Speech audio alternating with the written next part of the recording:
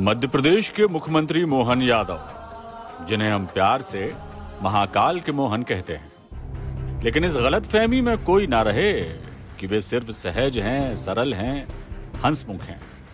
ये सारी खूबियां तो उनमें हैं ही, लेकिन जब से उन्होंने शिव का डमरू उतार कर मुरली थामी है, उसके सुर सिर्फ उन्हें ही सुनाई दे रहे हैं जिन्हें वो सुनाना चाहते हैं। बिल्कुल ताजी करामात है जब मोहन की मुरली की धुन पर शिव के गले से उतरकर भुजंग उन्हीं की छाती पर लौट गए।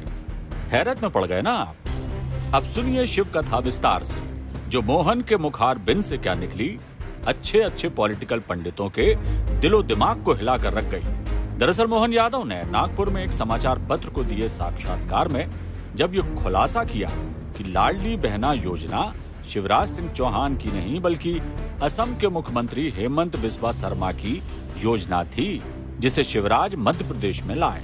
मोहन यादव के इस खुलासे ने एकाएक सूबे की सियासत को बेहद गरमा दिया है। मोहन यादव के इस सच का सीधा अर्थ है कि शिवराज ने झूठ की बुनियाद पर लाडली लक्ष्मी योजना की तामीर रखी। झूठ भी ऐसा कि रात को सपना आया, मैंने पत्नी को बताया। अब हम क्या बताएं, आप खुद ही सुनिए शिवराज सिंह चौहान क्या क्या कहते थे योजना के बारे में। इसलिए एक दिन रात भर में जगता रहा, क्या करूं, कौन सी योजना बनाऊं। और सवेरे 4 बजे मैंने तय किया कि अब मैं अपनी ऐसी गरीब बहनें जिनकी आमदनी 2.5 लाख रुपया सालाना से कम है या जिनके पास 5 एकड़ से कम जमीन है, मेरी विवाहित बहनें जो अपनी ससुराल में रहती है और जिनके पास 4 पहिया वाहन नहीं है, उन सब बहनों को 1000 रुपया महीना उनके खाते में डालूंगा। 1000 रुपया महीना। सुना आपने, जिस सच्चाई से शिवराज सिंह चौहान ने इस झूठ को इमोशंस की चाशनी में पकाकर प्रदेश की 1 करोड़ 25 लाख बहनों के सामने परोसा है। सियासत की हांडी में पके इस पकवान ने बीजेपी के अरमान पूरे भी किए और विधानसभा से लेकर लोकसभा चुनाव तक लाडली बहनों ने बीजेपी को भरपूर आशीर्वाद दिया। लेकिन अब यही लाडली बहना योजना मोहन सरकार के गले की हड्डी बन चुकी है। 4 लाख करोड़ का कर्ज है राज्य सरकार पर और इस एक अदद योजना ने सूबे को और कर्जदार बनाने में कोई कसर बाकी नहीं छोड़ी।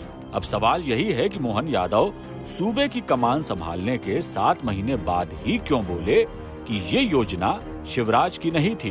तो इसका भी जवाब यही है कि इंतजार किया जा रहा था लोकसभा चुनाव का। दूसरे ये भी कि जिनके इशारे पर तीसरी पंक्ति से उतरकर पहली सफ में मोहन यादव आए और मुख्यमंत्री बनाए गए, तो उन्हीं के इशारे का इंतजार भी था और जैसे ही इशारा हुआ निशाना साध दिया गया। अब बड़ा सवाल यही है कि क्या मोहन यादव इस योजना से पिंड छुड़ाना चाहते हैं या शीर्ष नेतृत्व शिवराज का पानी उतारना चाहता है। इसलिए मोहन यादव ने यह बयान दिया। सवाल यह भी कि संघ के मुख्यालय नागपुर में ही क्यों ये बात मोहन यादव ने की। सवाल यह भी कि आखिर क्या वजह है कि जिन शिवराज सिंह चौहान ने मोहन यादव को अपने कार्यकाल में मंत्री बनाया, वो सीधे सीधे उन पर ही अटैक कर रहे हैं। कुल जमा इन तमाम बातों का जवाब एक ही शख्स के पास है और वो है खुद शिवराज सिंह चौहान। वो बताएं कि आखिर कौन सच्चा है, कौन झूठा। इंतजार यही है कि मोहन के इस वार का किस प्यार से जवाब देते हैं शिवराज। ब्यूरो रिपोर्ट, चौथा खंड।